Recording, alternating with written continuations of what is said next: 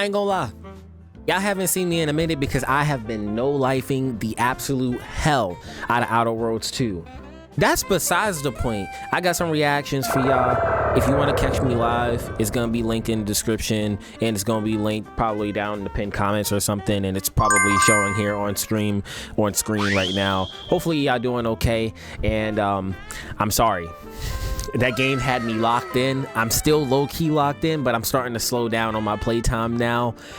Man, Outer Worlds 2 is, I'm telling y'all, that last video I posted was not a joke. It's like my personal game of the year, bro. I just been locked in.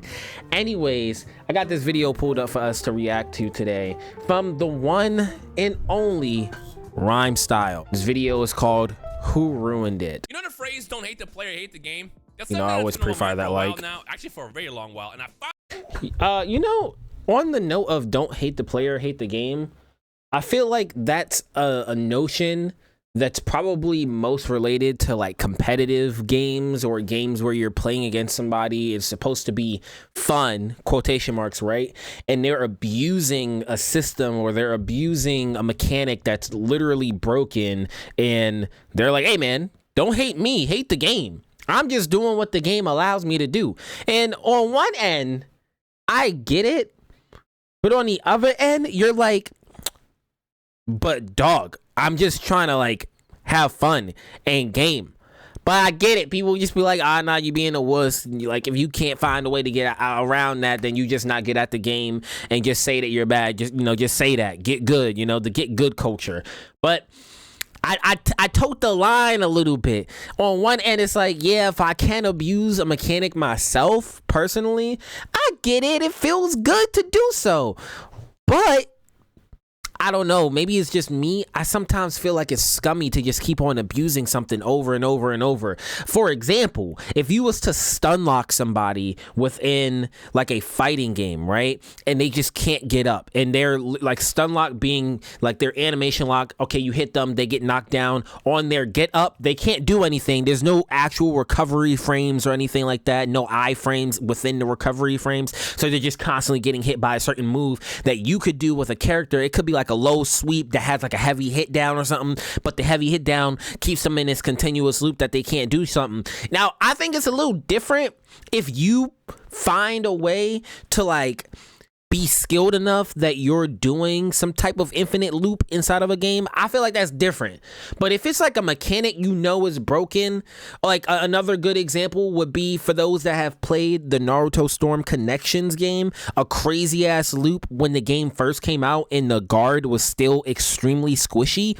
You could easily just throw out a support, break their guard, throw a Chidori out, throw out a support, break their guard, throw a Rasengan out. Or you could have them stun locked with the Rasengan being, if you played like Sage Naruto, when you do the Rasengan barrage, the character literally rolls over after the attack. Like the enemy's character, they would roll over after the attack from the knockback. And you could charge up enough chakra in the time span that they're being knocked back and then just do the move over again. And you're able to hit them with the move, and the move comes with an animation. It's not just like you hit them attack and it's like real-time gameplay. No, it locks you into an animation of that loop over and over and over again. So they get knocked back again, and then you just do it again because you can actually hit them mid-roll where they don't have any recovery frames or before their recovery frames actually start. So if you're able to pull the move off and charge your chakra enough and you timed it good enough, you can just keep them in a continuous loop. Because again, you hit them with the Rasengan barrage, they're rolling after the attack because it's an entire animation that's behind the move. And then they're rolling after that knockback. You charge up chakra, then you can hit them again with it before they could even recover. And then they just stun lock for the whole freaking match. Or throwing kunais. A lot of people in Storm Connections, when the game first came out, would jump, throw kunais, or use a certain support that had really a bunch of range. Because it's like, what are you going to do? If there's too much shit going on screen, you're going to block. And if you're out of subs, there was a substitution gauge for those that don't know. You can have like 4 opportunities to just like freely get out of any attack, but it uses one of like these 4 separate bars, or it's 1 bar, it's your substitution gauge, and you have 4 uses, and then you have to wait periodically for those uses to come back. They can come back before all 4 of them are used, but it just depends on how you're playing, whether that's amount of time or how much damage you're taking, whatever. There's a bunch of different factors that go into that. The point is you force them to use all their substitutions because the guard was so squishy, like it would break in like a hit or two. It really wasn't a good defense in that game when the game first came out. They did update it after the game, but at that point it was too late. We all know how Bandai Namco does with their video games. They're pretty bad on updating them for the majority of like the mainline console and PC ports of their games. Mobile, they kind of be in a bag. I ain't gonna lie. The mobile division be in a bag. Back to the point though. Yeah, there was a loop in the game where you could just throw projectiles at somebody, break their guard, or force them to sub so they're not getting their guard broken, and before they can counterattack or do anything, then it's like, okay, it's free game. You got their substitution gauge down, so their only defense is to block or have really good dodges, which is really hard to have good dodges, because that game, if you've played any of the Storm games, you know that the tracking on pretty much everything is pretty damn strong. Like, I can do a hard dash to you. It's an arena fighter, so when I say hard dash, you know, we're in this big old arena fighting each other, so you could dash to somebody and it's hard tracking. You're not just going straight forward. They could be in the air and your character is going in the air chasing after them, so it's kind of hard to escape and just do like pure dodges. So I say that to say it's a broken mechanic in the game, but everybody abused it. And what I didn't understand was that it was abused to the point where it seemed like everybody online was complaining about it, right? It's crazy. It seems like everybody online is complaining, but, if everybody's really complaining about it, why didn't the community unilaterally just agree to not do it? Everybody decided, oh, we're not going to do this, we're not going to play this way, and it would be like a godsend when you would get into a match where people wasn't abusing the mechanics of the broken state of the game at the moment, right? No real defense. Let's box and not abuse shit. Yes, we know the defense is squishy, but let's just box and just figure this shit out. Same thing with Sparking Zero. A lot of people fell off of Sparking Zero because of how broken it was when the game first came out. And there was lots of loops, and there's still lots of loops that people can get into today. But if everybody had a problem with something, why didn't everybody just unilaterally agree to stop? It's because it's really a minority of people. That's what I believe. I think it was a minority of people that had a problem. We just had loud voices because we have YouTube channels and streams, and there's like hundreds of thousands of views on those and people commenting in them. But I would always be like, nah, y'all people are being literally fake as hell, because y'all complaining, but then next second you're abusing the system. You can't have the two. You either being hypocritical or you're not. You either are gonna abuse the system or you're not. Which is it? If everybody is complaining, and it literally seems like everybody is complaining, why is the issue still going on, right? So are you on the side of the player or the game? Would you rather don't hate the player, hate the game, or are you gonna hate on the player for abusing the broken shit that's in the game? Let me know down in the comments what your thoughts are, where you stand on that. Mr. Rhymestyle, go ahead. I decided to make a video about this, to talk about it and get to the bottom of it. Before we start, I'm gonna ask you a simple question. Are you on the player side or the game side when something goes wrong in regards to don't hate? I think I'm on the player side. Like, I'm going to blame the player, because you have to have like some kind of ethics or code of honor. Like, I get it if you're just doing it for fun and it's like, it's whatever, I'm gonna do this for a video or some shit, like it's cool, haha, gigi, right? But when it's like your personality and you're just like, I like to abuse shit and stuff, and you can see that in other games, like, oh, we're gonna play this card game, you're just gonna abuse this broken mechanic because why not? Or you're gonna abuse this thing in life because why not? Like, you're that type of person. Now I'm like, okay, I gotta call your character into question. But on a general basis, I think I'm gonna blame the player, because you don't have to abuse the mechanic unless it's like so in your face where it's like impossible that you can't abuse it.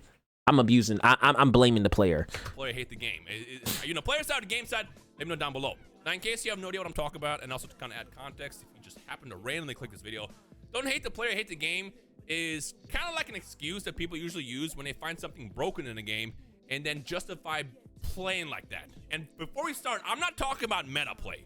Metas will obviously form with any game, whether you're playing Pokemon, Bro, okay, meta play. I'm so against meta play. I've made tons of videos about this in my other channel, and I actually have a video that I think is doing pretty good that I posted like in 2021 or 2022 on my main channel. And the meta gameplay that I'm really against is the ones that's really from like online based shit. Like, I'm against the people that post videos that say, this is the best way to play this game, the best way to have a build or whatever. It's like, what maybe I'm just so old school. What the fuck happened to just experiencing the motherfucking game, bro? Like, excuse my language. What happened to just turning on the game and, okay, you're getting your ass whipped? You might open up a Game Informer or something and be like, oh shit, I didn't know this was in the game. But people be literally going out of their way being like, okay, the best guns to use in COD 2025, best guns to use in Black Ops 6. There's a video right now that's best class in Black Ops 7. The full game ain't even come out yet. Literally just beta shit or early access stuff. And there's already people that's like, best class, best way to do this in zombies, or even single player games. It's different from somebody that posts a video where it's like, hey, these are some tips that you might have not known for beginners. Cool. Whatever. What I'm against is when there's a video right next to that that's like, this is the best optimized way to play the game, and you're gonna do this story quest into this quest, and then this is how you get this item early on in the game, and this item is extremely broken till you get to like level 20 or 30, which is like mid to late game, and then you're gonna do this quest to get this thing. It's like, when are you gonna experience and just explore the fucking shit for yourself, bro? Or people looking at the most optimized way to do a skill tree. It's an RPG. The point of the game is to roleplay. Figure this shit out in your head. Why are you looking up the most optimized way to play a fucking video game? Go experience that shit. It's different when you're like stuck on a level or a board and you're like, all right, I can't figure out how to get this. Let me find a way how to like sneak around these enemies or something. Like, that's a type of video giving genuine tips and tricks is different than a video that's just, oh, this is the meta, and then everybody plays the meta when it's like COD or Battlefield or something else, and it's like nobody's using any other weapon. It's like, what happened to just playing what the guns and just seeing what you like and playing what you enjoy versus just playing what's the best thing to play in the game based off of these crunched up numbers, how quickly you run, how quickly you dash, the best abilities to have. And it's like, that shit is boring as I think that shit ruined the essence in the spirit, in the sport of gaming, because people nowadays just want to be the next big competitor. They just want to be the next big streamer. They want to be the next YouTuber that's only known for these clips. And then that's the only thing, because it's been posted for so many years, those are some of the most genuinely high retention clips out there that you can post on social media. So that's what, like, that's the microwave generation brain that people end up getting in. They need this quick, fast, ADHD edited content to only show the most crazy, engaging clips. Like, what happened to just sitting down and enjoying something, you know? That I mean, call me old school, I don't care. I be thinking meta ruined lots of gaming, because you don't go into a game wanting to experience and play around with things yourself. You just immediately open up a video, or you're watching videos on the game before that bitch even come out. Yu-Gi-Oh, Dragon Ball games, Street Fighter, Mario Party has meta play you can use. I'm not talking about that. Metas will always form because at some point, once people play a game, they learn to optimize it, and then kind of everybody does it, especially if it's in a competitive environment where everybody tries to keep up. When I say it, yeah, and then that's the thing. It's like, because everybody else is already doing it, you're like, okay, well, I gotta do something, because I don't want to just keep getting outplayed or outclassed by these other players, because they're finding the most optimized way to play a game from like a million other creators out there. Hate the game. I'm referring to the super annoying, toxic, cheesy shit, and this exists also in every single game. Because unfortunately, when it comes down to it, The developers can't find everything that's going to be possibly a loophole that gets abused online, especially in games that have online. It's always going to exist. Yeah. Yu-Gi-Oh! Genesis is actually a good example to talk about this. I guess you have no idea what that is. Yu-Gi-Oh! Genesis is a brand new official format that Konami announced recently, and the idea is to unban every single card from the Forbidden List, which I know sounds kind of crazy. But so I'm big into Magic the Gathering. If you was to take a format and you're just like, I'm just gonna take everything that was banned and then just open the fucking floodgates on that shit. Or you're inviting a bad time. I wouldn't say it's the majority of the time, but it's definitely an invitation. I will say that. It's definitely you're just inviting a bad time. They let you play any card in the game. Of the 20,000 cards, you can build any deck that you want. However, the caveat is, of the 20,000 something cards that exist, 593, I believe, are a part of this list, and you can have no more than 100 points in your deck, which means those most important cards that like make these, decks that's actually a pretty good way of balancing it out. Very powerful. You have to make sure, like, do I want to waste all my points on this? So it's a lot more balanced. So I was excited about this. However, the very first thing I saw is you had players online and on Twitter talking about, oh, we can play this deck. And it's like the most toxic, annoying shit about. Oh my God. That shit is in Magic. And oh my gosh. It's like, this is something that really bugs me about Magic. It goes into the whole meta gameplay. People will just do their whole personality is, I gotta find an infinite loop, and then all of my decks are infinite loops. It's cool to have one or two decks that's that way, but if that's all you're playing anyways, and let's say you have 5 decks and 2 of them have infinite loops, and infinite loop means that there's a way that, or infinite damage. I like to say infinite damage, because not all infinite loops are created equal. You can have infinite mana, and that could potentially not be as difficult or as deadly as having infinite damage scalars and shit like that. So, for the sake of simplicity, let's say infinite damage loops, right? Or infinite comboed loops that lead into infinite damage of some sort, or infinite turns. That shit annoys me when that's your whole identity. I'm cool with playing decks like that because I have a couple of decks that have those in it. But my entire deck isn't structured around getting that thing. There's these things in Magic the Gathering called tutors. A tutor card is a card that's really highly valued in the community, because there's not that many of them. And when you have tutor cards in your deck, it literally essentially allows you to break the essence of the game, the randomness of the game, the fairness of the game, and have it more in your favor. What do I mean by that? Well, when you tutor for things in Magic the Gathering, it literally allows you to search your library for a specific card. So if you're following along here, depending on the tutor, because there are different kinds, some of them say you can only find an island, or these are like the baseline mana value cards that allow you to play other cards. There's some that just say you can only find those, right? So there are cards out there that just let you tutor for like your baseline mana stuff. I guess that's fine to a certain degree, right? It's called mana ramping. You're ramping up your mana base so you can play more cards more quicker and more frequently. To a certain extent, those are fine, except when you have a deck that its entirety is just getting those. That is kind of annoying to deal with. But my issue is the ones that let you find any card in your deck, because what your library, your deck, same thing. What you end up doing, and the people that end up playing these decks, and I know because I have some decks like this, again, about 2, maybe 3. However, I have like 12 decks for standard/commander format, and the amount of times that I actually play those decks are very far and few between. But you can literally search your library for anything inside of your anything inside your deck, right?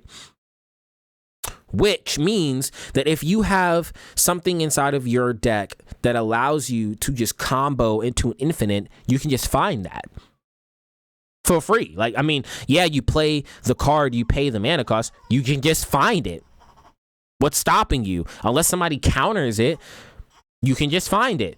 And then most of the time people run 3, 4, 5, 6, 7, 8, 10 tutors in their damn deck. So their whole deck is just based around like they're not even playing their game. They're just like, let me find a way to just quickly get my combo and I'll win. I'm just going to interject here in editing process. I don't think I was explaining it the best way. Essentially, there are combos that basically locks the other player out of the game entirely. Like your infinite combat, you're infinitely scaling something. It just makes it that the game is unreactable, and it's just unfun. You're literally breaking the game. Like, it's fun to do here and there, but when you're playing against people and that's their whole identity, that's when it gets really freaking annoying, and that's the only thing that they're ever playing. And it's just like, goodness gracious, bro, like, find a way to actually have fun playing the game instead of just a way to get around the game. And it's always these types of people that you find doing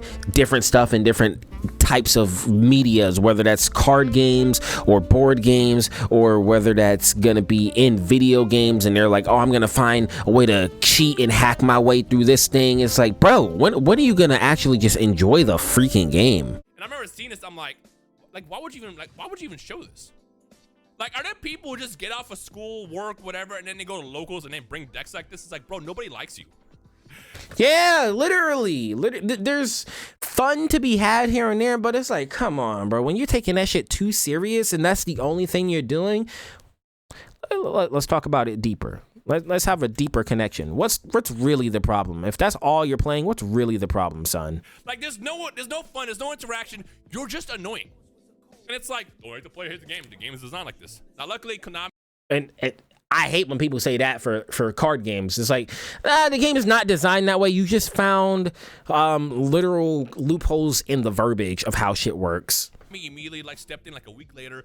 They added the points and they like knocked these decks up. But then I immediately see people saying, but now we can do this and that and this. It's like, you have people who immediately their first thought is, how can I be annoying? And they don't think they're annoying. They'll literally roll their eyes, be like, man, this dude's always complaining. There's always something that he has to say about my shit. No fucking shit. Nobody likes to play against that shit because you're not playing the game. And again, this exists in every single game. Sparking Zero is a good example. Oh my gosh, I just said that. Back for the first time in 17 years. We're all excited. We're ecstatic. We're playing online the first couple weeks and we're having a good time. Until people figure out, wait a minute, I could do this, I could do that, I could do this, and now Super Saiyan 4 Gogeta. Super Saiyan Blue Gogeta. Oh, what? I could spam Ki Blast? I'm having so much fun, guys. I'm spamming Ki Blast. I'm winning every single fight because they're stun locked. They can't do anything. I'm so good at the game. Golly, man. This game is my favorite game in the whole world. We've been waiting 17 years for this bullshit. I love it. Like, get real. Everyone's doing it. Sparking Zero's biggest thing I can think about that comes off the top of the head is when people are flying. Be like, oh man, it's not you. You can't figure out a way around this. You're just not good at the game. I hate when fighting game players say that bullshit. Well, I mean, if you was good enough, you just find a way to get out of that. Oh, so it's okay when you're playing Street Fighter, when you're playing Blaze Blue or Guilty Gear, for somebody to just stun lock you, literally frame lock you in consistent grabs with the heavy characters. That's okay. That's fun. You're okay playing against that in a tournament. Evo, you're good at playing against players that's doing the same spammy shit over and over at Evo, at all of your tournaments. That's okay. At Battle Hour, that's good. We just need to get better. Off, bro. Up and down with androids until the timer ran out, and they just also didn't. Yeah, facts. People would just up and down, up and down, up and down when somebody would get their ultimate charged up. It's like, are we gonna actually play? Are we gonna actually fight? Like, when are we gonna have fun? Nobody. The amount of times I've actually had clashes in Sparking Zero, like beam clashes, is so little. Or even dash clashes. They're usually by accident, or I have to react to somebody doing a beam and have the clash. Because when I do it, they just like, I'm just gonna move to the side and I'm gonna dash behind him and I'm gonna get this free lick off. Are we not playing low-key a party game? So what? There's an online in a ranked mode. Like, I get it. Ranked mode, people wants to get their high rank up. Get your high rank by having fun. What's the point in getting there if you didn't enjoy your journey there, bro? Yeah, in an official tournament. And my favorite Oh thing yeah, was, they did do that in an official tournament. They did the whole flying up and down in an official tournament, and then it was like, oh yeah, we're gonna disqualify them for that because they didn't officially say anything. They decided to run this tournament like week 1 or 2 of the game being out, knowing that there was still these broken shit, and then they decided to freaking over update the freaking hell out of the game, doing something that nobody actually really asked for, and getting the timing for the Z and super counter shit down so much that it's damn near impossible to get it in an online match. It's important that people understand that I say online match. It would be fine if they gave us a freaking hell ton of offline game modes, but they haven't. They still haven't. They didn't. They did not. It's still not here yet. So most of people just play online. You guys should maybe have 2 separate timings in place for online and offline, but no, you have one in place, which is easier to code that way. But when you constantly niche it down, nobody's able to pull it off, and there's people just like skill issue. No, nigga, there's a thing called freaking latency, packet loss, lag. It's not all about skill issue, nigga. I'm battling two entities, the player and the internet connection that they or I may be experiencing at any freaking amount of time. What do you mean? The excuses that everybody was using is like, oh, we're just trying to show Banda how broken it is. Bro, they already knew. You're just being an asshole and you're justifying it. Well, it's in a game. I want to win this tournament. I'm going to do it. And it's like, no, you won the corniest way. It's like, you got the trophy, but the rest of us, all these eyeballs across the world saw you being a cornball online, and you were like, it's in the game, I'm going to do that. And sure, to some extent, that you're not wrong. It is what it is. You know, I guess if it's a tournament, it's by any means necessary. But still, it's like, we all saw you play corny. You spent $80, $90, $70, $100 for this game to fly up and down. To pick Yajirobe and just time out with the sense of being and win that. Oh my goodness. Yeah, I forgot about that tech. Having fun. People, so I'll explain it. Yajirobe has an ability in the game where he can take a sensu bean. For some reason, if you don't know Dragon Ball, a sensu bean in the show, in the manga of Dragon Ball, is a small little bean. It's called a sensu bean that when you take it, restores your health and stamina up to 100%, sometimes a little bit past your peak, to make you feel fully refurbished, and you're like, okay, I'm all good, I'm healed up. It heals all wounds like that, broken bones, like twisted up intestines. It don't even matter. You could be the most on the bridge and brink of death, and you take a sensu bean, you're just gonna like literally pop back to full recovery.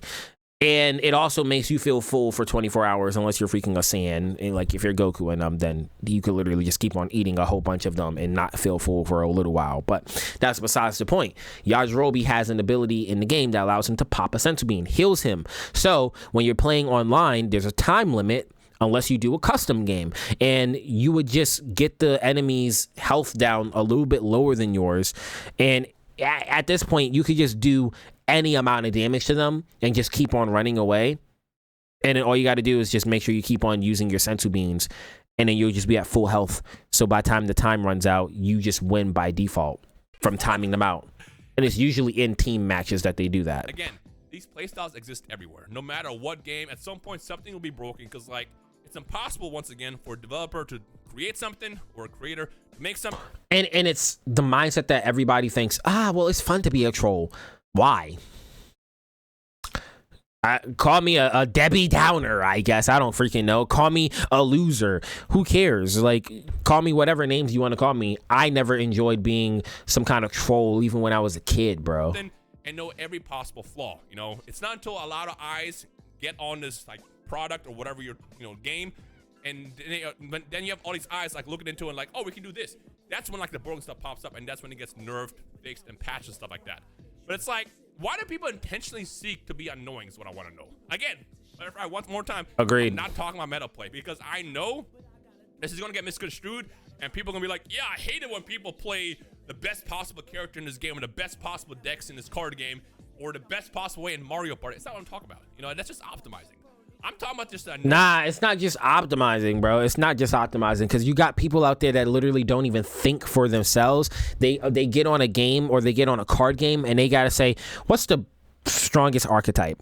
What's the strongest thing that I could do in this thing, in this game, or like you don't even try to have fun. You literally get into a game, or you get introduced to an experience, and your entire immediate reaction, your knee-jerk reaction is, let me look up a video or look online to see what's the strongest thing that I can do. Let me not even enjoy and build something original for myself, or even like semi-original, or just like see what kind of creativity that I could throw in the mix and see what I can do. It's just like, oh, everybody else is doing this or has done this in the past, and this is a really strong thing. I'm just going to play Slivers. Oh, everybody's doing this. I'm just going to play Eldrazi. Oh, everybody's doing this. I'm just going to play Gogeta. I'm just going to play this Gogeta. I'm just going to keep on throwing Key Blast. Oh, this is the tech. I'm just going to play with this SMG. I'm just going to play with this shotgun. It's like, did you even try playing any other weapon? Did you even try playing with anything else? Toxic shit that doesn't always work, but when it pops up every now and then, you're just annoyed. Like, it's like, why do you do that? You know, Xenoverse is a good example as well. When Xenoverse first came out, the developers created this game that allowed you, the player, to create yourself in this game and kind of add points into your stat system however you want. How much HP you want, how much stamina, how much ki. Are you a strike-based character, key-based character? It was dope until people realized, well, wait a minute, what if I put all my points into one thing? Then go online and do one attack and win. I'm gonna do that. And it's like, how are you having fun? I mean, I guess to some extent, it's like your custom character you created in your head that has like the whole story. It's like, yeah, my character's so powerful, it can one-shot you. I get that, but it's like, you can't be having fun at that point. You guys remember when Xenoverse came out? In case you don't, there was a thing called Go-Go Gum. And what Go-Go Gum did, it was an unblockable attack that once it touched you, you get like coiled up in the gum. It was Margin Boost attack. Mm-hmm. They did this attack called I think Flash Bomber. It was a Dragon Ball GT attack from, I believe, Android.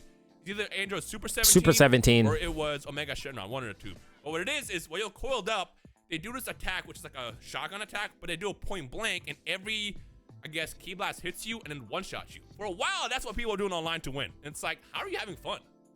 Like, yeah. What is it about that? Like, how? And that bring me back, bro. I was just talking to my friend about this yesterday night.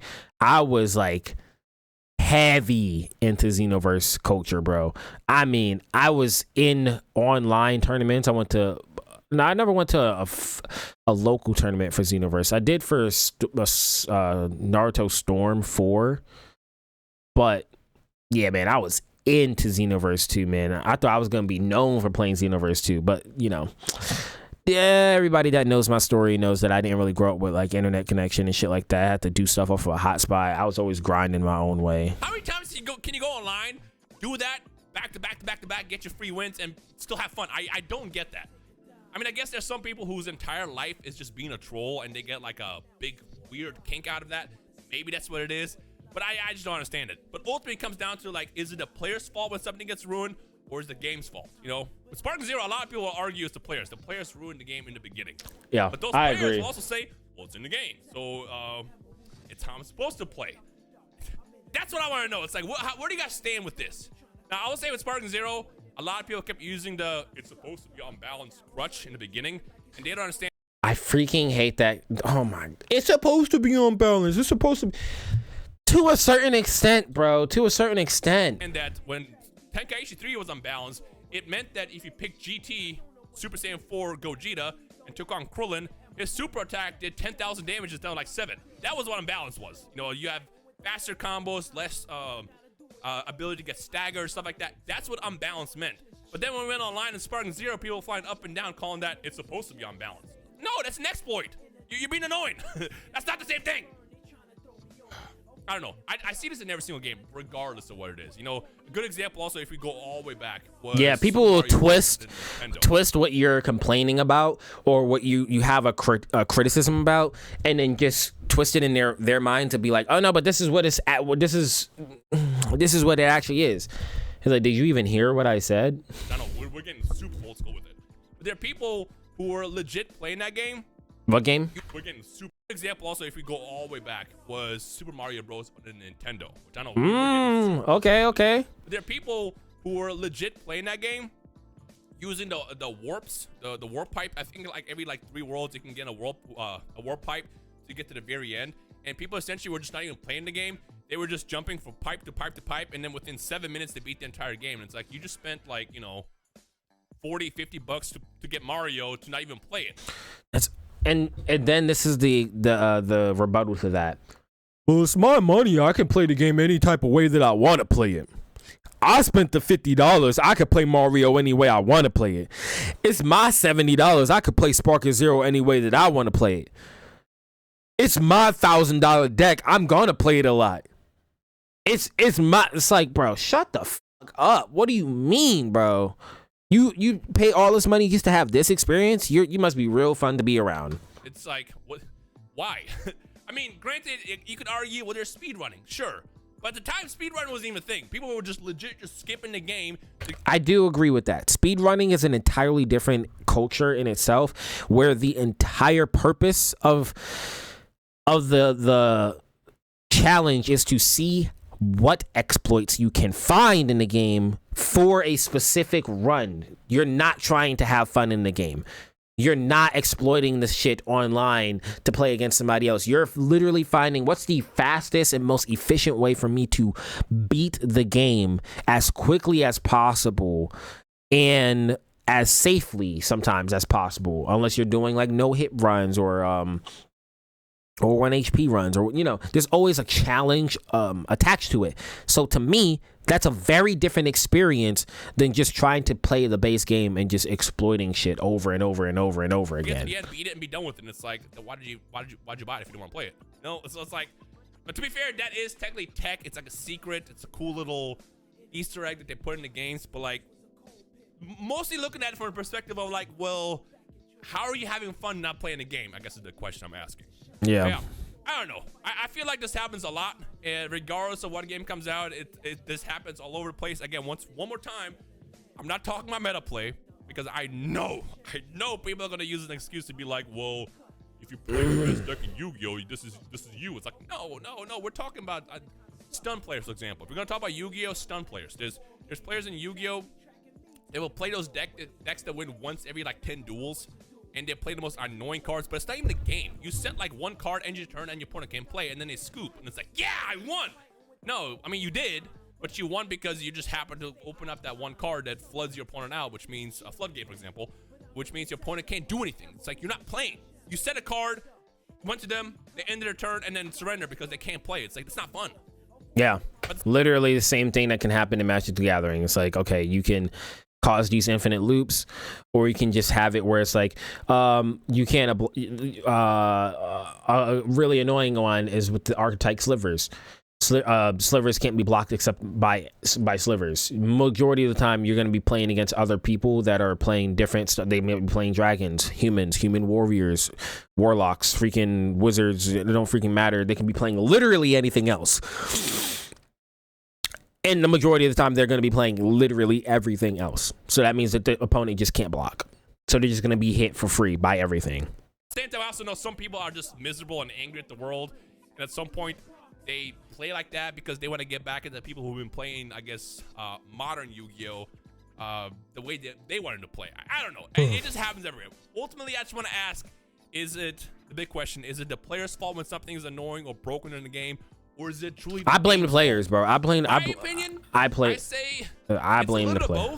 It is a little bit of both, but I'm heavily on it's the player's fault. Point towards the players more than anything because that's what I'm talking about, Rhymes. That's why you've been one of my favorites for the longest time, man. Way to be annoying right after that happens. You can see it in anything that exists out there. Look at the next time something gets patched out in like fighters, or in Xenoverse or in Sparking. Oh my god, bro. People will find out the most efficient way to whoop your ass in fighters. Or the next forbidden list that happens in Yu-Gi-Oh! The second they fix something, they'll find something else to be annoying with. Yu-Gi-Oh! Is infamous because like with Yu-Gi-Oh! It happens like literally within seconds. Like for example, let's say they ban. Here's a good example. I always thought it was pretty. Me and Rhyme low-key had a couple of we had like a slight debate in his comment section on Twitter because I commented something after he said something about the 2xKO beta that came out a few months ago, and my initial reaction was it's kind of annoying when the first thing people get on the game in a beta and the first thing they want to do is figure out TODs, touch of death combos, which is like as soon as you get caught in the combo, you're immediately dead, basically, because they're not going to drop their combo. And he's like, no, I think it's pretty cool. No, it's not. It's not pretty cool. When you're playing a freaking beta, literally everybody is either fighting game nerds already, or they're just trying to check out a game for the first time. It's almost like they're playing a demo. They're trying to figure out the game, figure out the mechanics, and then you get into an online match with these motherfuckers, and then the first thing they're doing is touch of death combos, and you're like, okay, well, I was trying to figure out how to block low, and if I could even block mids, or does my mids block the overheads, or is there another third secret hidden block, or is there a way for me to chain this combo into this thing? But you already found out everything within the first 30 minutes or hour of playing the game before everybody else, and you were freaking foaming at the mouth, just waiting for the floodgates to open up. And that's the first thing you do. It's just like, oh shit, game comes out and it's a beta or a demo. Let me find the first way to break this game and then do TODs. Can we have fun? Can we enjoy a good match real quick? Can we? But then the comments is gonna be, if you bad, just say that. If you suck, just say that. If you not good, just say that. In case you have no idea what I'm talking about, in Yu-Gi-Oh! There's a archetype called Branded, and it's pretty powerful. It's pretty good. It's a lot of fun. But what people usually use it with is this card called Sanctifier, which what it does is it summons a card on both your field and your opponent's field. So what they normally do is they summon Sanctifier, and then when it's your turn, they summon this card onto your field that says you can't summon. The funny thing is, Branded is pretty good. Branded doesn't need to do that. If you set up a good Branded board, you can still do a lot of like interactions and back and forth with your opponent. That sounds annoying as shit. Enjoyable. But what people end up doing you mostly can't is they summon create that board and then they summon a card that says you can't play it. It's like, what's the point? The reason I bring this up is because they banned a card that they summoned to your field. And what did Branded players do? They found the other card that exists they can do it with. They banned that card. They did the same thing. Now, technically, this is where it kind of is the game's fault. You could just ban Sanctifier to like make sure this doesn't exist. Yeah, however, or just stop producing cards that have that ability. Sanctifier is important to like the story of the Branded card, so I guess that's why they don't do it. And instead, they just keep on banning the cards that they summon your field that shuts your field off. Which again, it's still not the best because it's like, at some point you're gonna have to hit the card. Obviously, Sanctifier is a problem here, and you can't keep. But then you get into the casual play stuff, and people don't want to go by the ban list, and then all of a sudden you're not a fun friend to be around because you're too official. You want to play by the ban list? Yeah, because if not, you're literally that type of person, and then that's all you want to fucking do. Everything, because every time you ban one card, they'll find the next one they can put in your field. But either way, it's like. It's still players being annoying, you know what I mean? Despite it being part of the game, it's the players that are just being annoying here for whatever reason. And again, if you take it to a tournament, I guess you can justify, by any means necessary. But we're talking about people who do this at locals. They show up and duel that one person who just got off of work and they're looking forward to play Yu-Gi-Oh! All day, and they lock them out from playing. It's like, or homies do it to each other. It's like, you can't play. It's like, cool, you're so cool. Like, yes, way to have a nice back and forth, And yeah. Other games, whether it be Xenoverse, Sparking, whatever, you have people flying up and down, which they patched out, obviously. But in the beginning of the game's life cycle, they were flying up and down. And that actually also did irreparable damage to Sparking. Like, once people start seeing them doing that online, they stopped playing. And ultimately led to the decline of the game. It's like, you helped decline the game that you like. And now that no one wants to play your game, you're like, why does no one play my game? Random ass thing. I'm just thinking about his collection in the background. I always get curious about other people's collections and what their upkeep is to keep everything clean. Like, do they do consistent dusting? Do they hire somebody to come in? I'm always thinking about that stuff. Be annoying in the beginning and push everyone away. That's what kind of bugs me about stuff like this. Is like, ultimately, yes, poor game design can hurt the game, but players also choosing to play like that helps expedite the death of a game, expedite the decline of a game. And that's what I kind of want to bring up. So that said, now that we got to the end of the video, I want to ask you once again, is it the player's fault when something is broken? I think it's a little bit of both, but it's more heavily leaned on the players because just because something is put in front of you does not mean that you have to interact with it, even if it's tempting to do so. I do think, however, it's okay to play around with it here and there, but never take it into an environment where you know it's just not going to be enjoyable, where you know it's just going to be really annoying, and things like that is just not something you should be playing against your friends or going down to your local game store, or, you know, you're trying to show off these things online. Like, I think it's cringe. It's not fun. It's not an enjoyable experience. And, you know, like, do it once, twice, 3 times, 4 times, 10 times, get your laughs out, and then leave it, drop it. We know it exists in the game. Let's play the game. Let's have fun in the game, please. Or is it the game's fault? And also, if we want to toss in a bonus, how do you choose to play? I'm gonna tell you right now, if you comment and say, oh, I play toxic as possible, that's perfectly okay. I want to hear from you. I want to hear from the... Yeah, I guess, I mean, technically, it's okay. It's always going to exist. At this point, I've accepted it. Doesn't mean I can't complain about it, though. The toxic players that choose to lock their... And on top of that, you got to understand that when people like me and Rhyme have an opinion of, like, saying these things, it's not just, like, baseless complaints. We say this from a place of, like, passion. I always hate when people try to baseless say, oh, you're complaining just to complain. It's like, no, we're complaining because we care about this thing and we want it to be better. And you're just contributing to the negative aspects of this thing that we're passionate about. That's what we're saying. You're contributing to the aspects of something that we actually care a lot about. That's what we're complaining about. Opponents out in Yu-Gi-Oh! That choose to fly up and down in Sparking Zero, or the ones that choose to use Go-Go Gun when it was available in Xenoverse 2. Like, what is it about that was just enjoyable to you? Is it just because you want to be a troll and ruin people's days, or you just don't give a shit? Like, this is a video for discussion. Now, something else I want to keep in mind is if people start arguing with each other, try to remember we're having a dialogue here. Like, obviously, you're gonna get people on both sides. They're gonna True. We're having a dialogue. Or maybe we'll get all, you know, pro players or pro the game side. I have no clue what we're gonna see in the comments. Rhyme he's extremely nice because he's not like putting down any one side. He's saying what his preference is and understanding that there's going to be discourse in the comment section. And I kind of say the same thing. Yeah, I'm gonna troll and I'm gonna be hating on the people that are having like a different outlook than me. But at the end of the day, it's a video game and you could play any way that you want to play. But just know you're likely going to be attacked for playing a certain way more often than not, even if it seems like it's the best perfect way to play for you, and you're just like, well, that's just the way that you got to play the game. I don't know. I do the same thing with one of my close friends. The first thing he does when he gets into a new fighting game, he doesn't even like experiment and see what the hell he could do. Really, he starts looking into videos immediately of finding like the craziest frame loops and shit of how to do stuff. And I'm like, did you even experiment and try to find stuff out yourself? He's like, nah, man, I'm just gonna look up the best way to play this character. And I'm like, oh gosh. But try to be nice to each other. Like, try. And like that's why he gets such a head start advantage in any fighting game that we try to play together. Try to have a conversation. It's like literally day one, he's already consumed like 4, 5, 6 hours of content on how to read all the frames. That's everything I can think about in my head. And so yeah, that's it. I'll see you guys.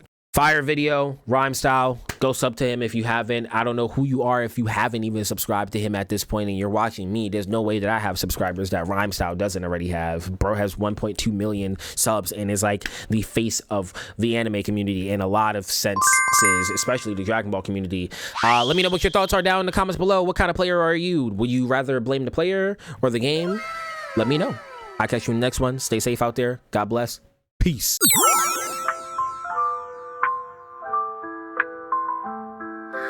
Lights down low, but spirits so high. Game controller in hand, ready to fly. The night's a playground where time stands still. In this cozy nook, let's get our thrill.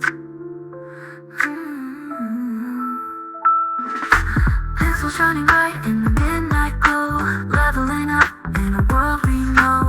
Laughing together as the hours drift by in this gaming sanctuary.